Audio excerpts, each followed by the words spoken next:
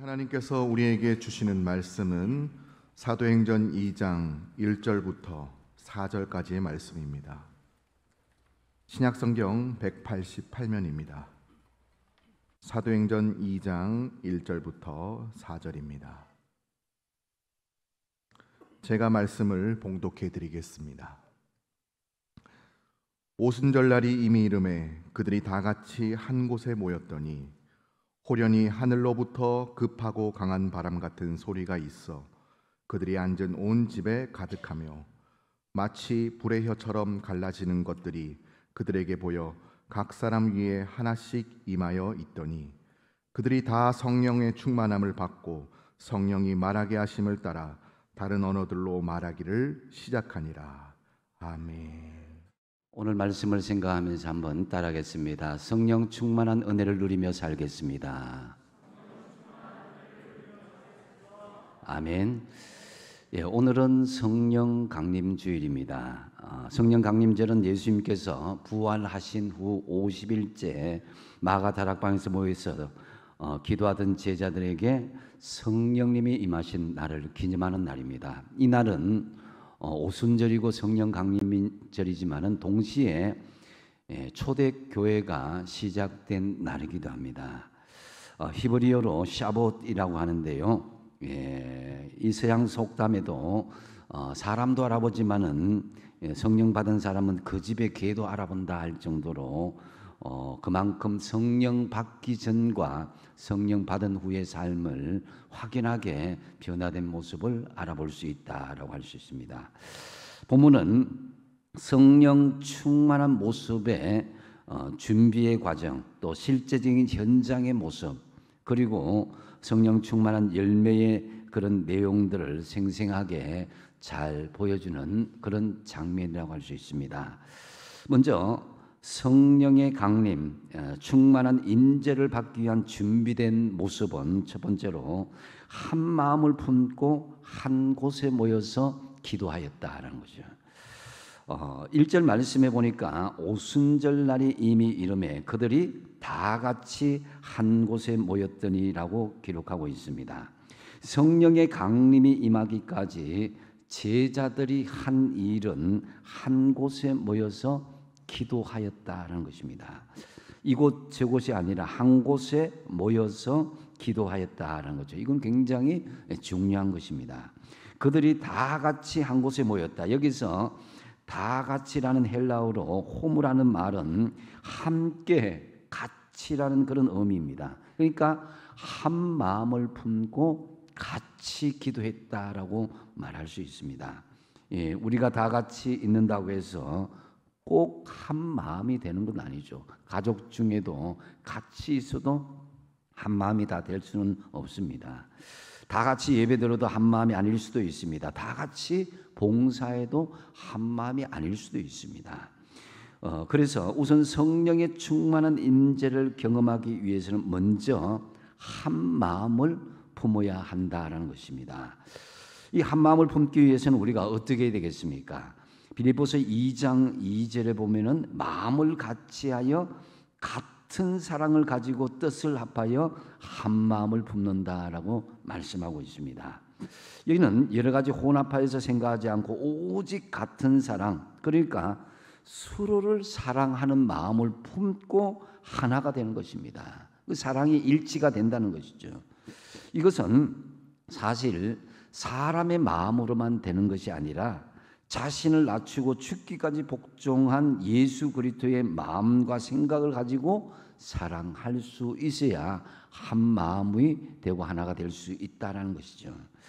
골로새서 3장 2절 3절을 같이 한번 읽어보겠습니다. 시작. 위의 것을 생각하고 땅의 것을 생각하지 말라. 3절. 이는 너희가 죽었고 너희 생명이 그리스도와 함께 하나님 안에 감추어졌습니다. 아멘. 우리는 예수님을 믿는 순간 과거에 죄악된 자는 예수 그리스도의 십자가에 못 박아 버렸습니다. 할렐루야. 여러분이 그렇다는 거예요.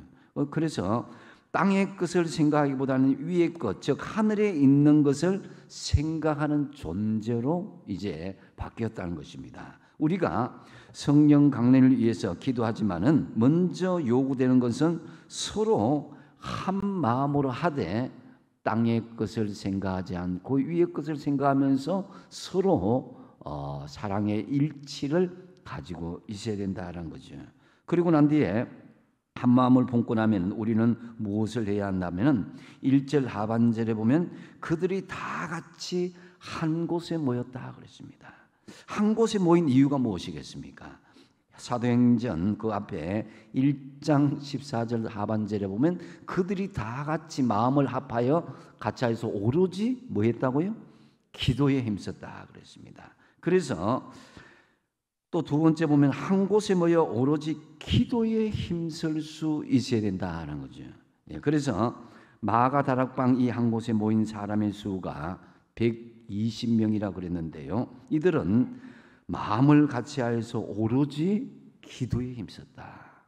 우리가 뭐 집에도 모이고 직장에서도 모이고 교회에서도 모이면은 세상 이야기 많이 하잖아요, 그죠? 자식들 이야기, 뭐 여러 가지 경제적인 이야기, 정치 이야기 하는데 여기 모인 마가다락방의 사람들은 뭐라고요? 오로지 뭘만 했다고요? 기도에만 힘썼다는 거죠. 그랬을 때에 성령의 역사를 임재할 수 있다, 체험할 수 있다는 거죠. 이들은 주님께서 약속하신 성령을 받기 위해서 간절히 기도했는데요. 이때는 오순절 성령 강림 절기 기간이었기 때문에 이 예루살렘으로 전국 각지에서 수십 수백만이 모이는 엄청난 인파가 모이고 있었습니다. 그런데 성령님이 어디에 강림하셨습니까? 예루살렘 성전을 찾은 수백만의 인파 속에서가 아니라 오로지 한 마음을 품고 한 곳에서 간절히 기도했던 이 120명의 사람들에게 성령이 임했다라는 거죠.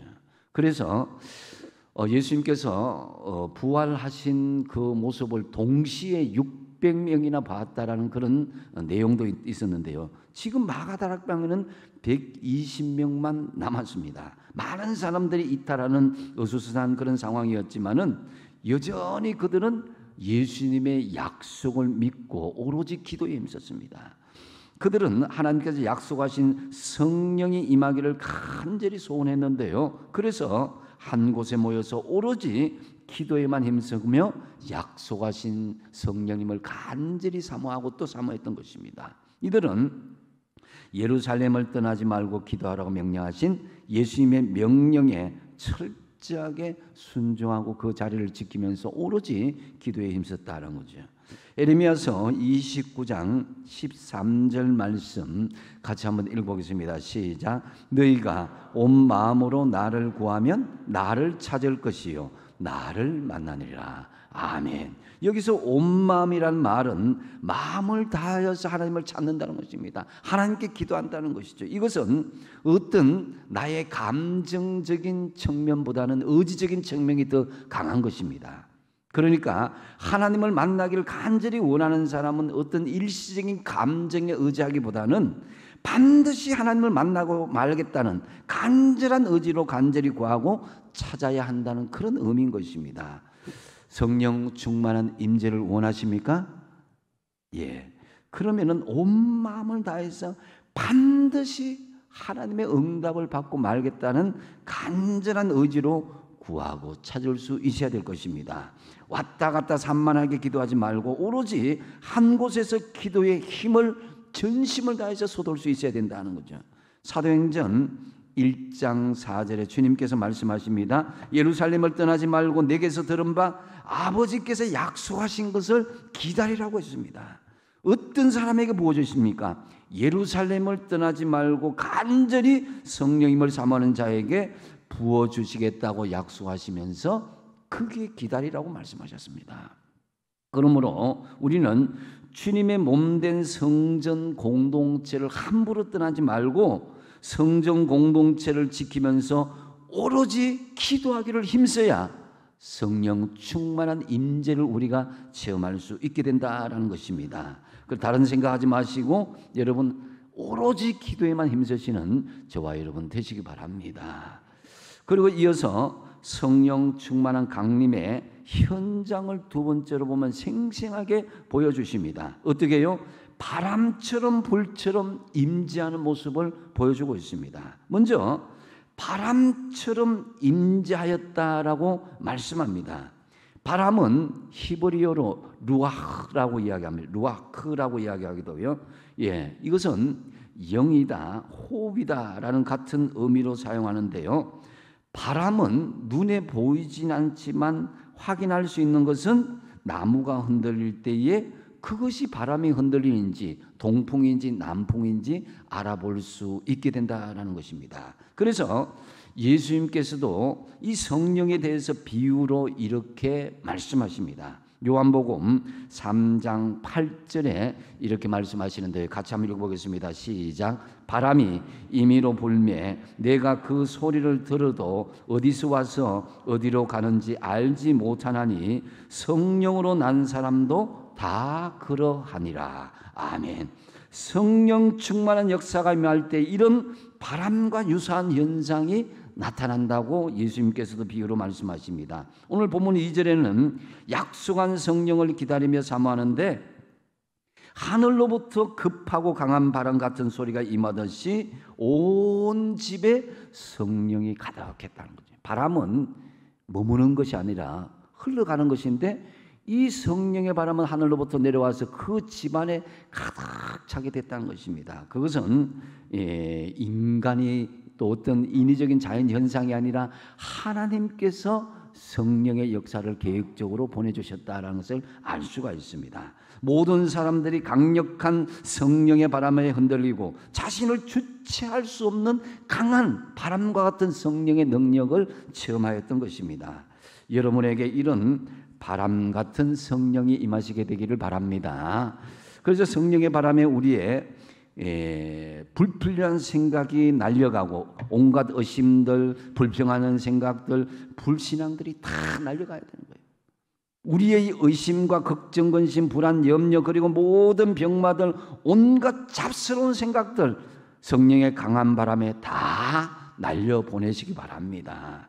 이 쭉정이 같은 신앙도 다 날려보내고 알곡 신앙만 남게 되어야 되는 거예요.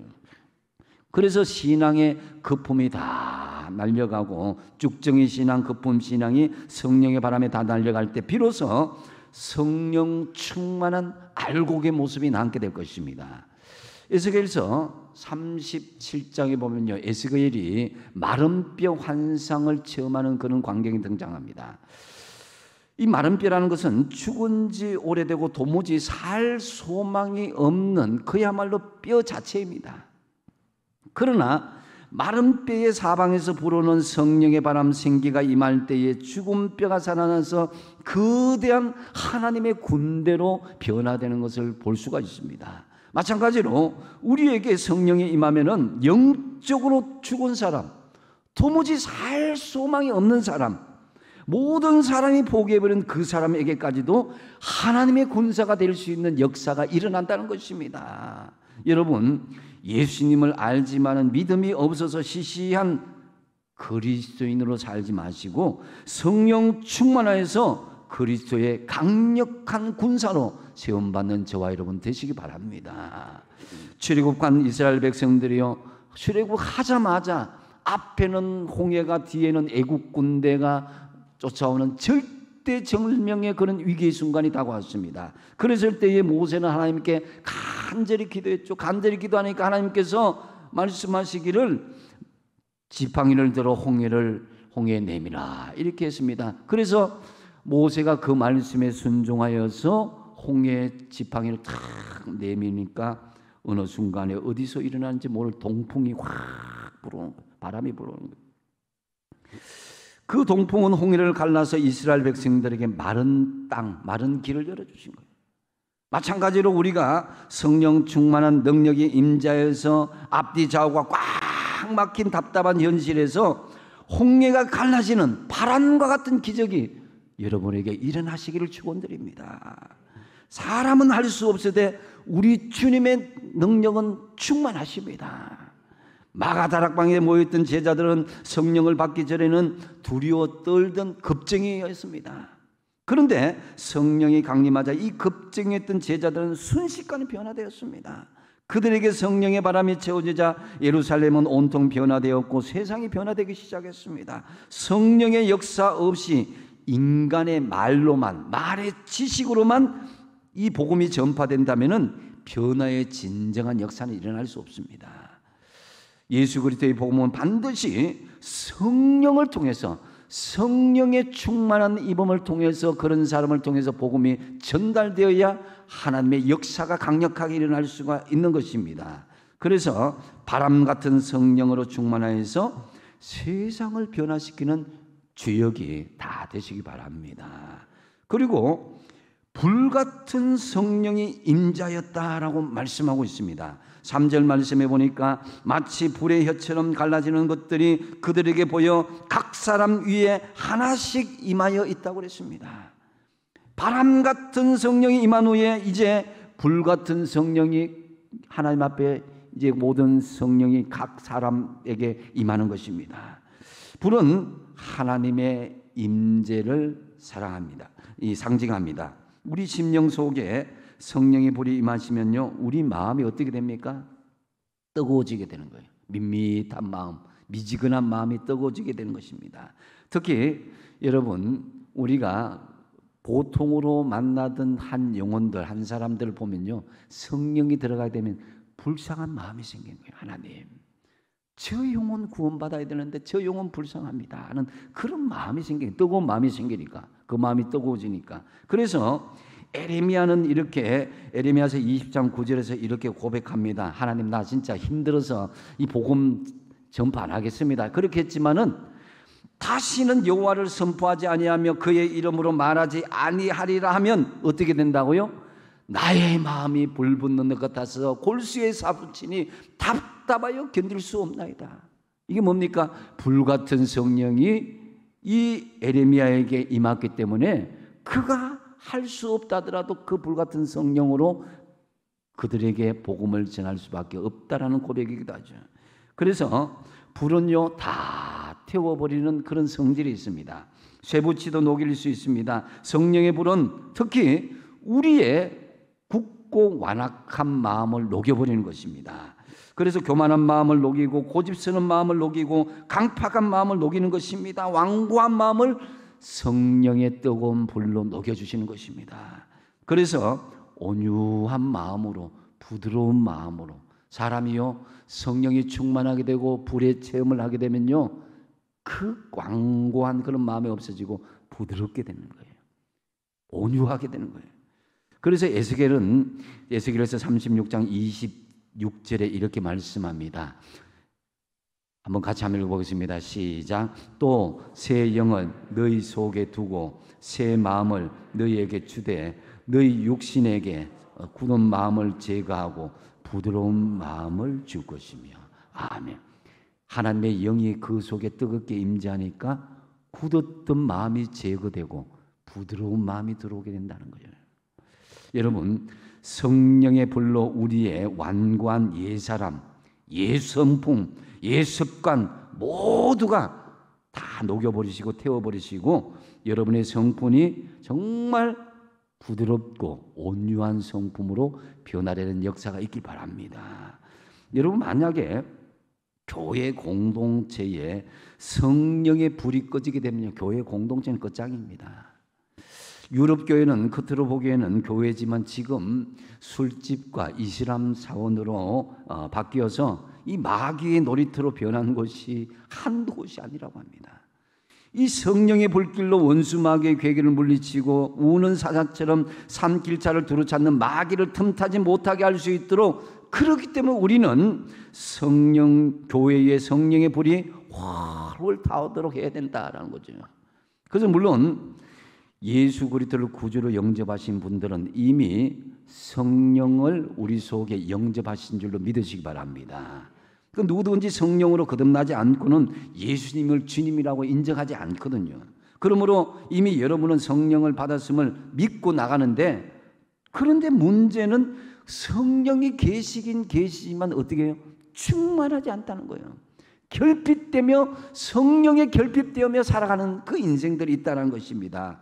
성령으로 충만하지 않으면요, 세상과 싸워서 이길 수가 없습니다. 마귀와 싸워서 이길 수가 없습니다. 무너지고 쓰러지고 죄악으로 점철될 수밖에 없는데요, 날마다 그 혈기가 나오고 다투고 실패하고 좌절하게 되고, 이러한 모습은 우리가 가져야 될, 성령의 결핍의 모습은 우리가 가져야 될 모습은 아닌 거예요. 여러분, 집에서 우리가 생선을 구울 때에 한쪽은 바삭 잘 익혔는데 다른 한쪽은 잘 익지 않으면요, 이 한쪽만 익었더라도 반대쪽 잘 익지 않으면 비린내가 나서 그 생선을 먹을 수가 없어요. 마찬가지로 성령의 불로 익히긴 익혔는데 완전히 익히지 못하는 성도들은, 신자들은 설익은 신자가 되어서 기도하기보다는 말이 앞서게 되는 거예요. 불같은 성령을 받아서 주님 보시기에 잘 익은 성도가 되시기를 힘쓰시기 바랍니다. 마가의 다락방에 임하였던 성령의 바람과 불이 여러분의 심령과 삶 속에 충만하게 임재하셔서 세상의 어떤 환난과 고난과 사탄의 시험 가운데서도 능히 승리하시는 저와 여러분 되시기 바랍니다. 그리고 세 번째로, 성령 충만한 후에 그 열매가 어떻게 맺혀지는지를 생생하게 말씀하시는데요, 언어를 소통시켜서 정인이 되게 하신 것을 볼 수가 있습니다. 자, 4절 말씀해 보니까 그들이 다 성령의 충만함을 받고 성령이 말하게 하심을 따라 다른 언어들로 말하기를 시작했다고 말씀합니다. 먼저 성령 충만하게 되니까 그 열매로 언어가 열리게 되고 언어가 소통되었다는 거예요. 여기에서 언어는 이 방언을 말하는데, 이 방언은 사람들이 이해하지 못하는 개인적인 샬라샬라 하는 그런 이 방언이 아니라, 그런 언어가 아니라 각 나라의 말을 구체적으로 말하는 그런 방언을 말하는 거예요. 각 나라의 말을 하는 거예요. 그러니까 중간에 통역이 없음에도 불구하고 언어가 다른 사람들과 서로 의사소통에 어려움을 겪지 않게 되었다는 거죠. 그 수많은 이방 백성들까지도 언어의 소통의 역사가 일어났다는 거죠. 이 말은 언어의 장벽, 민족적인 장벽이 무너져서 하나가 되는 그런 모습을 보여주고 있습니다. 성령의 역사로 말미암아서 서로 하나된 공동체가 되는 것을 보여주고 있는 것인데요, 성령님께서 맡겼던 밤들을 무너뜨린 것입니다. 창세기 11장에 보면요, 이 사람들이 교만하여서 하나님보다 더 높아지고자 바벨탑을 쌓는 그 내용들이 나옵니다. 그것은 하나님의 영역을 향한 인간의 도전이요, 인간의 교만이었습니다. 그래서 하나님께서는 언어를 혼잡케 하고, 언어를 혼잡케 하니까 그들이 일을 할 수 없어서 결국 각 나라를 만들게 되고 전 세계로 뿔뿔이 흩어지게 되었던 것이죠. 이 바벨탑 사건은 하나님과 인간, 또 인간과 인간 사이의 대화의 불통, 대화의 단절을 적나라하게 보여주는 장면이라 할 수 있습니다. 이때부터 각 나라들마다 전쟁과 폭력, 불신과 갈등, 그로 인한 여러 가지 불행들이 시작된 것을 볼 수가 있습니다. 본문에서 성령을 받은 사람들은 각 나라의 말로 했다는 것입니다. 말하는 사람들은 각기가 배우지 않은 말로 하나님의 메시지를 전가할 수 있었는데요, 이것은 단절된 대화가 회복되는 것을 이야기합니다. 막힌 담이 허물어진 것이죠. 불신과 갈등을 해소하고 사랑과 평화의 공동체로 이게 하나 되는 그런 첫걸음을 내딛는 것이 바로 무엇이냐?